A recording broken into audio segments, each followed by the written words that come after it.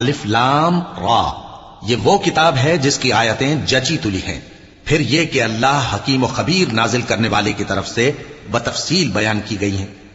اس کا پیغام یہ ہے کہ اللہ کے سوا کسی کی عبادت نہ کرو، اور میں اس کی طرف سے تم کو ڈر سنانے والا اور خوشخبری دینے والا ہوں. اور یہ کہ اپنے پروردگار سے بخشش مانگو اور اس کے آگے توبہ کرو، وہ تم کو ایک وقت مقرر تک متاع نیک سے بہرہ مند کرے گا اور ہر لائق فضیلت کو اس کی فضیلت دے گا.